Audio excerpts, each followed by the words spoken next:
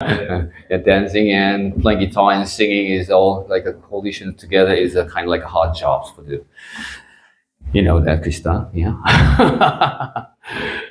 Okay, today's word. I'm gonna read a verse. Today's verse is of Psalm 118, verse 24. We have a screen here? No, we don't have. Have. Okay. While I was preparing this week, and I was asking God, God, give me a word. You know, what can I do? And then I list up my songs. I pick up the songs, and one of the songs was struck my heart. You know, it gave me strong inspiration of the week. Is this song? This is the day. And This Is the Day is a very well-known song for the traditional church.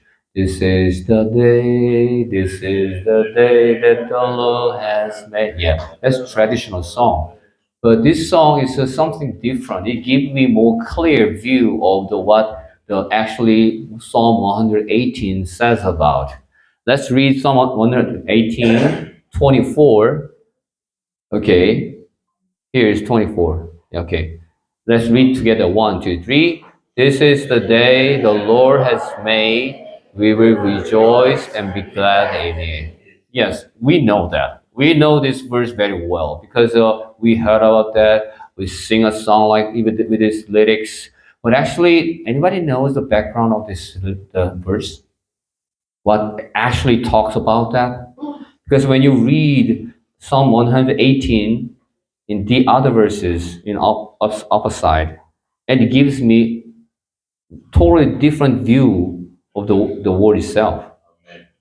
Because I will read it because it's very interesting. Because when you read only this part, and it's kind of like wow, joyful. Yeah, God made this day wonderful. This is the day of salvation. Wow. Okay, but it's not actually. It says like that. It says 1 to verse 4 it talks about his greatness and steadfast love endure forever. But from the verse 5, like says, out of my distress, I call on the Lord. The Lord answered me and set me free. The Lord is on my side. I will not fear. What can man do to me? The Lord is on my side as my helper. I shall look in triumph on those who hate me. It is better to take refuge in the Lord than to trust in man. It is better to take refuge in the Lord than to trust in princes. All nations surround me. In the name of the Lord, I cut them off. They surrounded me, sounded me on every side. In the name of the Lord, I cut them off. They surrounded me like a bees. They went out like a fire among thorns. In the name of the Lord, I cut them off. I pushed hard, so had that I was failing, but the Lord helped me. The Lord is strength of my song, has become my salvation. Interesting is when you read it, we said, "Oh wow, wonderful, confess, wonderful." He's just he is like a defending of God. But actually, when you look at deep inside his situation, the writer's situation isn't easy. Why he wrote his on God? Why he says he is my strength? Why he said, "Oh, they surround me, but I depend on God." What? What does it mean? He is surrounded. He was hated. People blame on them and attack him and say something bad, and they're trying to push him to fall down. They try to make him weak. They try to make him suffer. The writers itself they change those situations into the psalm and hymns. But actually, his situation is not that easy. And then says all the way down, verse 24 says, This is the day that the Lord has made. Let us join and be glad in it. You know, what day is this day? Who decide this day? Who made this day to rejoice and glad? You know, many times in our life, many times in the world history, as I mentioned last time, few moments ago, there are many times people, the great people, trying to make a day. We have a lot of day in a week. You know, we have a during the like Roman empires, there's a 260 days of holidays. Days of Apollo, days of Zeus, days of Aphrodite, days of Dionysus, days of Caesar, days of flower, days of what days of days.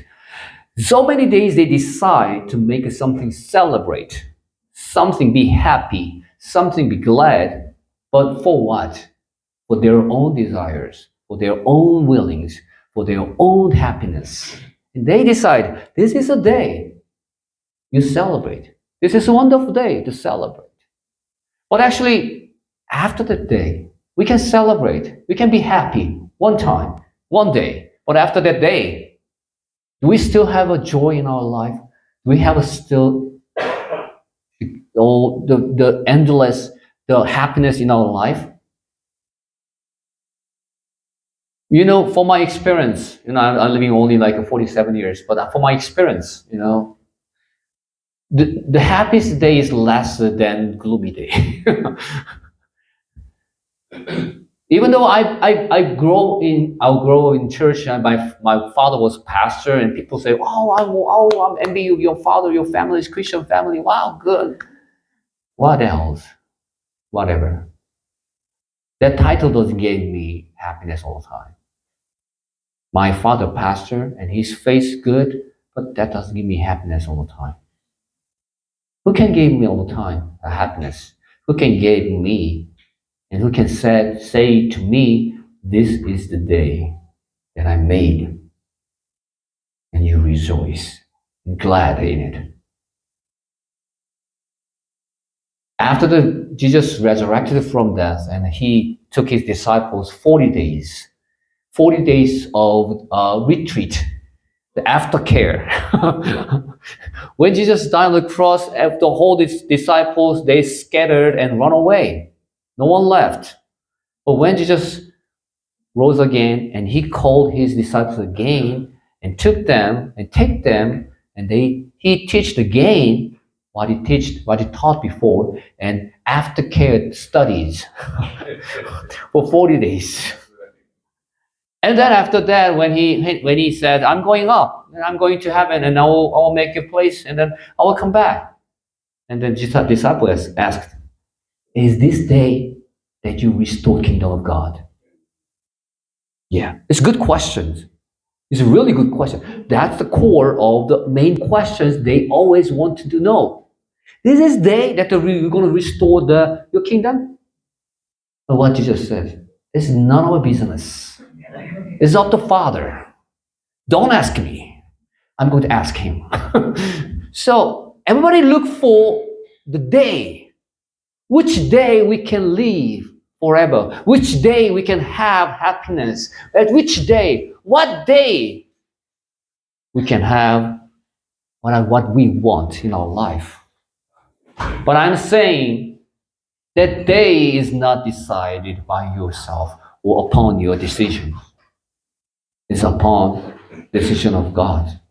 And God says, okay, I will give you the day of your happiness like after 25 days later, okay? No, he says in the Bible, this is the day. Today, now. That's why we're living in spirit. We say living in spirit because after day, there's no more same days. Yesterday is not same as today. As we said, leave behind the yesterday. Okay? Because there's a new thing happening today. Because of that, this is a day. Every morning you wake up, you say, wow, this is the day, new thing happening. This is the day that the Lord has made for me to be happy. This is the day that God made for me to become people of God. And let the people will see. And they said, wow, you are so different from yesterday. And you say, surely because yesterday is behind, today is the day that God has made for us. And if people who does not believe in God, you will say, join with me. I will tell you why today is so different from yesterday. It's not gonna be same as tomorrow. It's not gonna same as from a week ago. This is a special day, the one day God made for you. So we have a 365 new days in our life every year. We celebrate New Year. Yeah, usually in Israel celebrate New Year in in October or middle of October or September. Usually Chinese celebrate first of the January, but actually in lunar calendar it comes middle of some February. So there's many different types of New Year's. But what mean New Year celebrating? That's celebrating new beginning, new hopes, new things every time. But we celebrating every day's New Year's, new days, because God says this is new days. We have a new days today. We have a Shabbat, but it's not the same Shabbat from last week. It's not going to be the same Shabbat for coming next week. Because next week, I'm not going to preach. I'm not going to lead worship. I'm going to say you need to play guitar here. So it's not going to be the same. But one thing is the same. It's God. God is the same all the time. He's the same God from last week, today, and forever. And he says, this is the day. I call you. Come, this is the day. What happened before you in behind? Your sadness, your trouble, your leg walking, failing, leave behind. Because this is today is new day. It's starting new. I will give you new hope, new strength, new wisdom, new knowledge. Everything is new. You like new things, don't you? I like new things. I have an iPhone 13 Pro. It's 2 years old. I always wanted to have iPhone 15 Pros. New things, but it's already old. There's coming new things coming. So there's we buy some phones and iPad, some good things in new, but when we buy it, it's already old one. It's a very sad story. It's really sad. I paid like $1,000 and I just begged for have this new phone, and I got it, and they said, "Wow, you got old phone." But God never says that. God says, "This is new day, always new day. You will never have old day." We aged and we got like we are running to death. Sorry for that. But when you're born and you are running to death, it's a true fact. We cannot avoid our death because we are getting old. When I was lying on my bed, I was sick and I thought I want to die.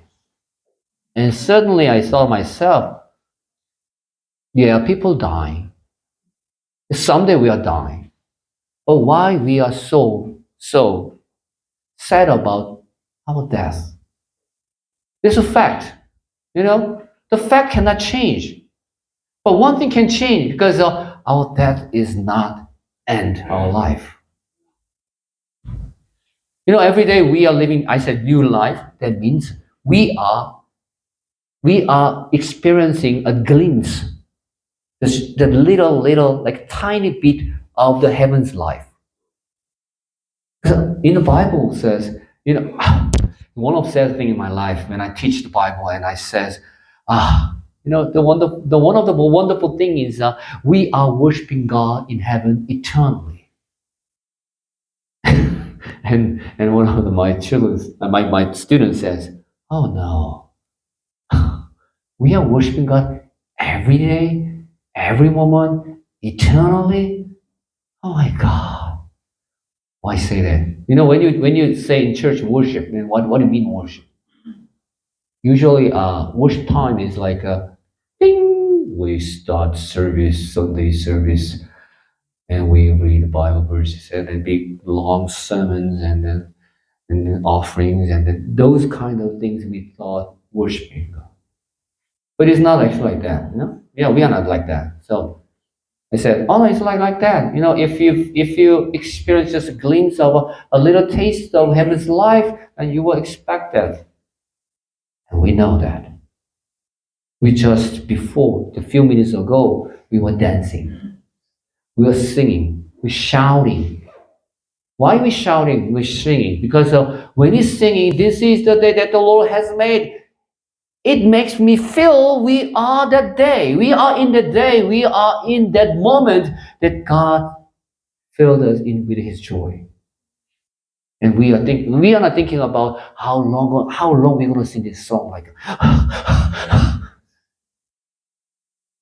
but it refreshing us every moment, and that's how God works in the day.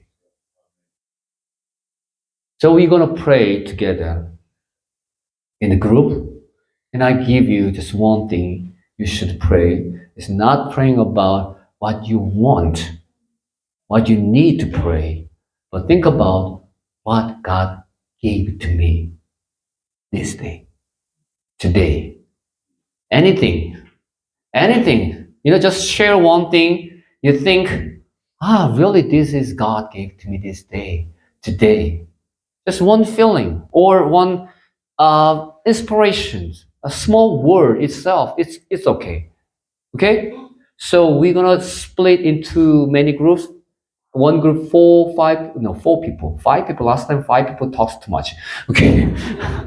Four people. Okay. You split, and then there's some danger zones.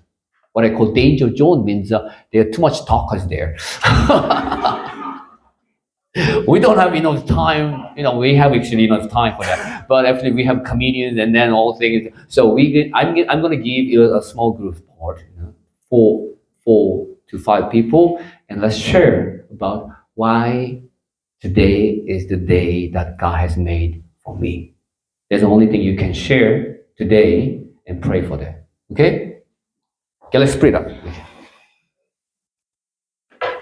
Move your chair.